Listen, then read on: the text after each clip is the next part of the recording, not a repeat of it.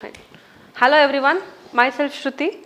I am working as an assistant professor at Maharaja Institute of Technology, Mysore. So in today's session, we shall go for the next module, that is module 2 in the analysis of indeterminate structure subject, that is moment distribution method. So going into the subject, so this method of analysis of indeterminate structures can be analyzed by using various methods. That is, you have two different methods of analysis of an indeterminate structure, that is force method and displacement method. So under force method you have furthermore methods, that is method of consistent deformation, strain energy method, Clapeyron's 3-moment equation, flexibility method and column analogy method. When you come under displacement method, as you all know about the concept learnt in the module 1, that is slope deflection method, and here comes the moment distribution method with which we are going to concentrate in today's session. Later, stiffness method and Carney's method also comes under the displacement method. So finally, we got to know that the moment distribution method comes under the displacement method of analysis of indeterminate structure analysis. Here, so in moment distribution method, we have to know the introduction part of this method, in which this method was introduced by Professor Hardy Cross of Illinois University in 1930s. However, people used to struggle for the analysis of the complex structure before the invention of this type of method or this method. Later, this method provided a convenient means of analyzing a statically indeterminate both beams as well as frames. So now in this methodology, the equations were solved by successive approximation. So due to which the results which we obtained are of higher degree of accuracy when compared to the previous method which we had used for the analysis of an indeterminate structure. Later, one more important point we have to concentrate here is this method is very simple method, since we are not considering any simultaneous equations which was difficult for solving or analyzing a complex or tedious structures. This method, since it is simple, this method is used even now for the analysis of small structure, that is for the preliminary analysis of small structures. Okay. So this is about the brief introduction of the moment distribution method. Analyzing indeterminate structure by using moment distribution method, we have to know following important terms, in which the first one is stiffness. So normally or basically stiffness is nothing but the force required to produce unit deformation. So to be more specific, I define stiffness as the moment required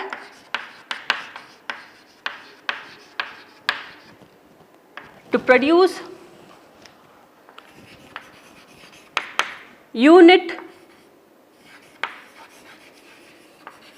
deformation for a simply supported end, and it is denoted by K. So in order to know the stiffness of a member, we have to consider two different cases, that is we have to know the value of K under two different cases, that is when the beam is hinged at both the ends. So this is the case when the beam is hinged at both the ends. Now I will consider a beam. This is the beam with two hinged support at the ends A and B. So I can define stiffness here as the moment which is applied, the moment which is applied at A in order to provide unit rotation at A is given by this term stiffness. So I can write this as moment at A in order to provide unit rotation at A is equal to 3EI by L. So this term 3EI by L can be structurally analyzed by using the slope deflection equation method. So this value of 3EI by L is obtained when far end is. Similarly, I consider the case 2, beam is hinged at one end and fixed at other. So here also I consider a beam which is hinged at one end and fixed at other. So this is the case where you have considered a beam with one end hinged and the other end is fixed. So the moment required at A to produce unit rotation at A, in this case when the far end is fixed, is given by the term MAB by theta AB is equal to 4EI by L. That is when the far end is fixed. Okay. So in stiffness concept, you need to remember these two values. That means the stiffness of the member when the far end is hinged is 3EI by L, and the stiffness of the member when the far end is fixed is given by 4EI by L. Okay, this is about stiffness.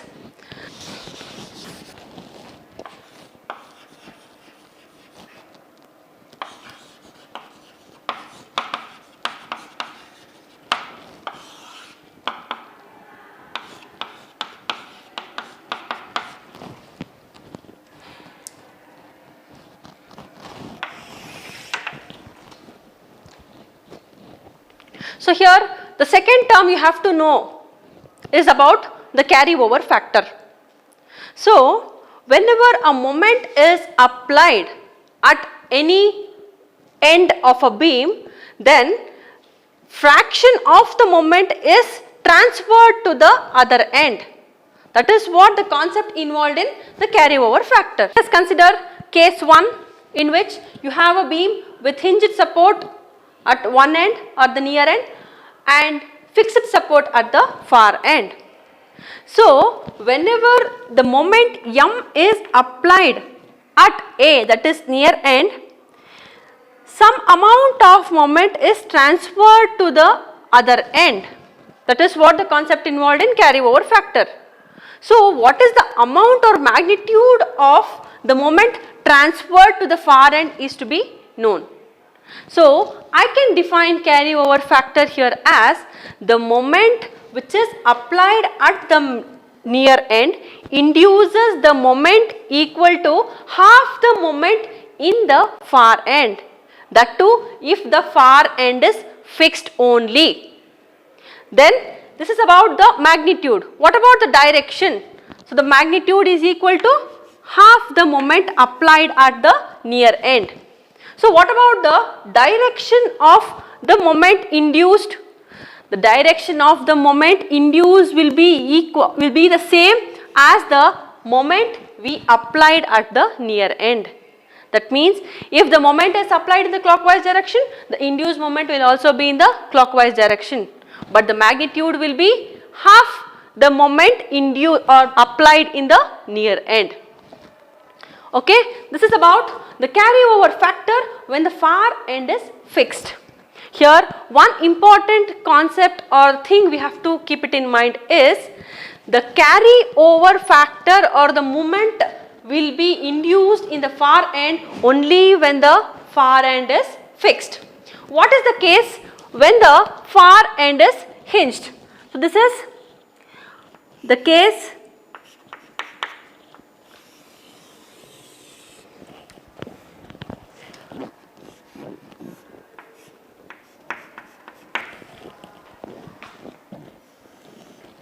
So here I consider the second case when you have both the ends as hinged. When a moment is applied at the near end is m, the moment induced at the far end is 0. That means there is no carryover factor for the end which is hinged. I can define carryover factor as when a moment is applied at near end, it induces the moment equal to half the moment in the fixed far end with the same direction. Okay. So this is about the carryover factor. So in carryover factor, what are the things you have to keep it in mind in carryover factor concept? So whenever a moment is applied at the near end, half of its moment is transferred to the far end only when the far end is fixed. If the far end is hinged, the moment carried to the far end will be 0. Okay, this is about the carryover factor. The next important term to be known is distribution factor or DF. So how does this distribution factor can be learnt? So I can define distribution factor as whenever a moment is applied at a joint, the fraction of the total moment is distributed to all the members of the particular joint. So this is what comes under distribution factor. For this, I shall consider a joint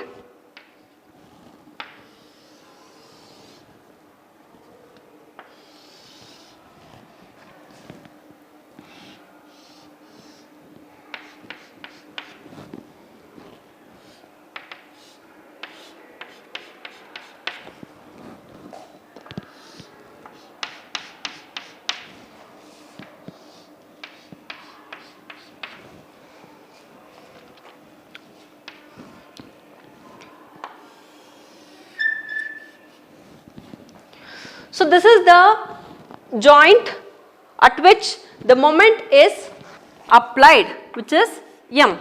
So this moment is distributed among all the members. Okay, the factor by which the moment is distributed is what comes under the distribution factor. So for this, I will consider member 1, 2, 3 and 4.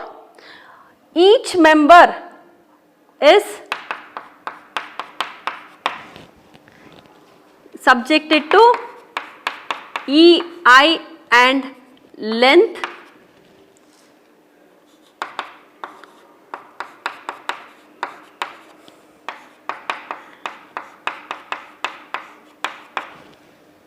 So these are the 4 members of a joint at which moment M is applied.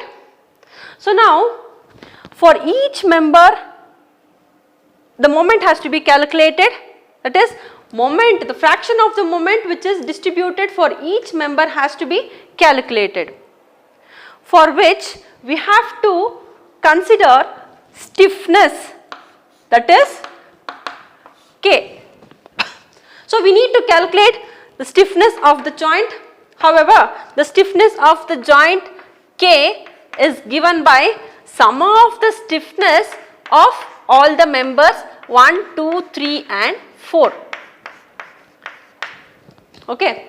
So what is the stiffness of the member 1, 2, 3 and 4 separately? So here stiffness is calculated depending upon the far end as we have discussed before. So stiffness of the member 1 is given by, so stiffness of the member 1 is to be calculated. So for the member 1, since the far end is hinged, the stiffness factor is given by, what's the value? It is 3E by L1. Similarly, the stiffness of the member 2 is given by, since the member 2, the far end is fixed, it is equal to 4E I2 by L2 and K3. So for member 3, the far end is hinged, which is equal to 3 I3 by L3, and for member 4, the far end is fixed, it is given by 4 I4 by L4. After knowing the stiffness for each member, now we have to calculate the distribution factors for each member. However, the distribution factor dF is given by stiffness of that member, that is distribution factor for that member is equal to stiffness of that member divided by stiffness of the joint. Okay, the same thing for the distribution factor for the member 2 is given by stiffness of the member 2 divided by the stiffness of the joint. Similarly, distribution factor for member 3 is given by stiffness of the member 3 divided by the stiffness of the joint. Finally, distribution factor for member 4 is equal to stiffness at member 4 divided by the stiffness of the joint. So this is stiffness of all the members separately.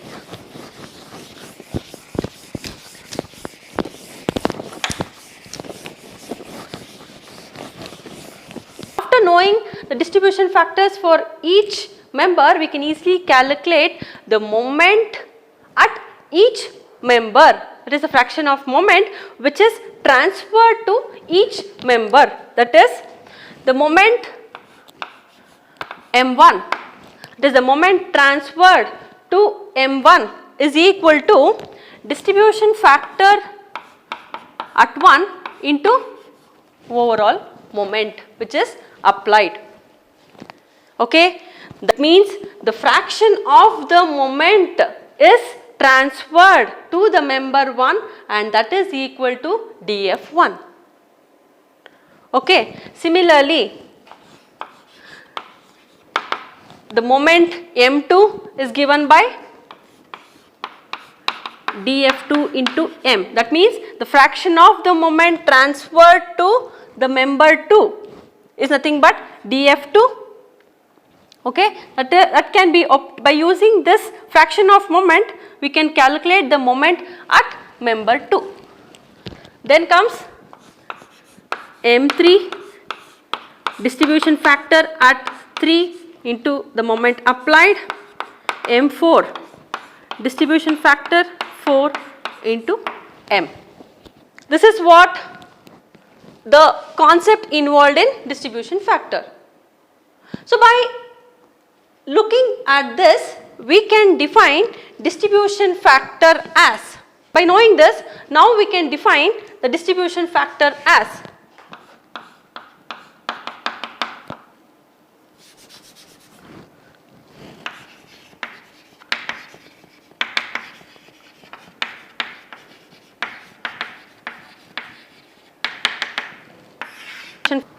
So by knowing this, we can define distribution factor as the factor by which the applied moment is distributed to the member. That is the factor by which the applied moment is distributed for each member. So here one more important point to be kept in mind in distribution factor is the distribution factors for each members will be naturally in fractions. Then the sum of all the distribution factor at a joint will be equal to 1. Okay? That is, sum of all the distribution factors of each member will be equal to 1 at a particular joint. Then this distribution factors which we have obtained will naturally be in fractions. So by using all these important terms, that is stiffness, carryover factor and distribution factor, we can easily analyze and indeterminate structure by moment distribution method. We now know about the sign conventions we consider to solve or to analyze and indeterminate structure by using this method. So what are the sign conventions we need to follow? So the sign conventions are to be considered for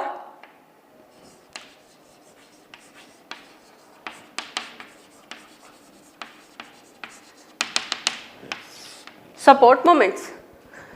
So for support moments, as we have already done in the first module,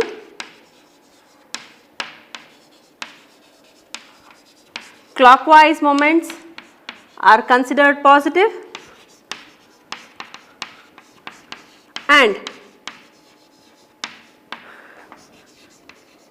anti-clockwise moments are negative. Then the second one is the rotation moments or slope.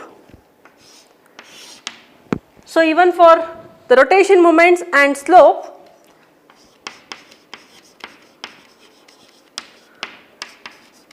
clockwise moments are considered positive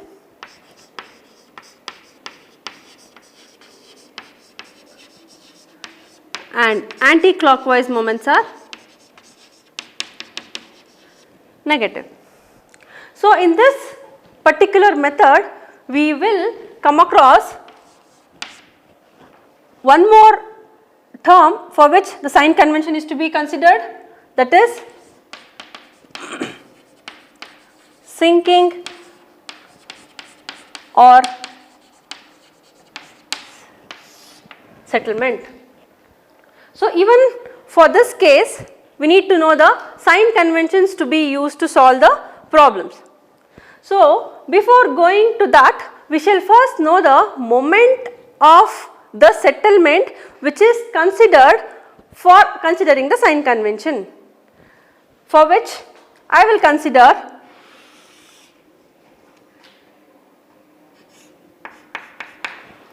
a beam A and B. So to know the magnitude of the settlement, we will go with the slope deflection equation. As we know, moment at AB is equal to MF AB plus 2 EI by L 2 theta A plus theta B minus 3 delta by L. So if you split this, MF AB plus 4 EI theta A by L plus 2 EI theta B by L minus 6 EI delta by L square. So now for our consideration of sinking or settlement, we will consider only this term of minus 6 EI by L square. So for this magnitude of minus 6 EI delta by L square, we need to know where to use positive sign and where to use the negative sign. So for that, I will consider two different cases.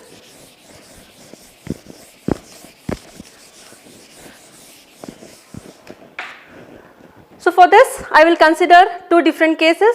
In case 1,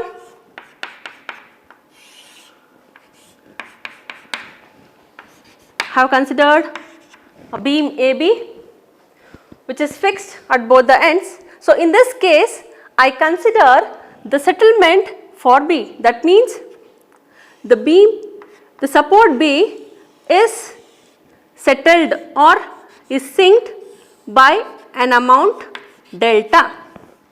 So, accordingly when we were solving slope deflection equation, we knew that when the settlement was in the clockwise direction, we used to consider the value of delta as positive. So, we have the value of the magnitude of moment 6 Ci by L square. So, here since the settlement is in the clockwise direction, I will consider this as plus delta, which will give you minus 6 Ei delta by L square. That means now I can summarize as when a beam which is settling or which is settling down in the clockwise direction, then the moment is negative. Means when a beam as a whole or a structure as a whole, if it settles in the clockwise direction, then the moment is negative. Now, so now this is settling, I will take it as negative.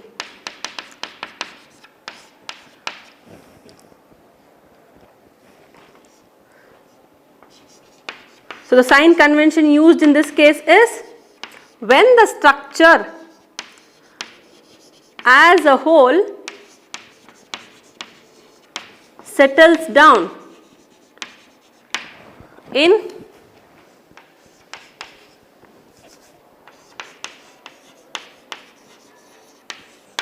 clockwise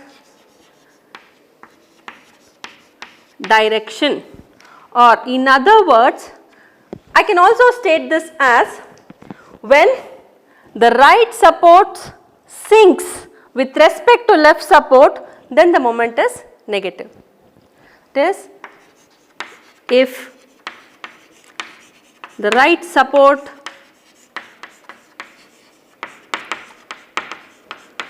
sinks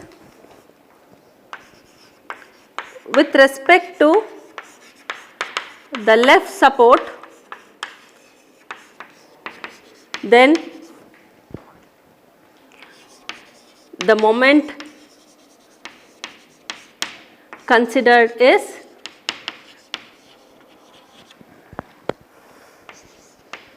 negative. This is the sign convention which we use for the first case. Now, for the case 2, I consider the same beam which is fixed at both the ends. So, now the settlement takes place in the anti-clockwise direction. So, this is A dash. As we all know, if the settlement is in the anti-clockwise direction, we consider delta as negative. So, we know the magnitude of the moment. So, here we will substitute negative sign. So, here I get plus 6 Ci delta by L square. So, what I can say here, if the structure as a whole, if it rotates in the anti-clockwise direction, or if the left support sinks with respect to right support, then the moment considered is positive. This is what the sign convention we use for the second case when the left support is sinking with respect to right. When the structure as a whole settles in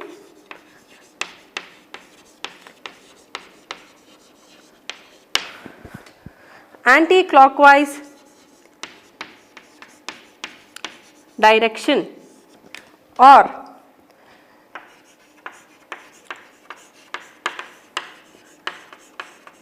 if the left support sinks with respect to right,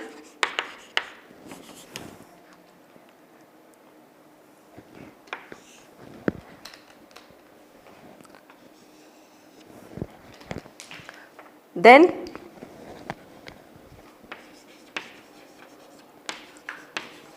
moment is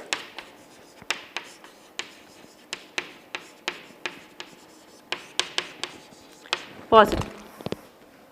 Okay. So these two are the sign conventions to be used for the sinking or settlement consideration.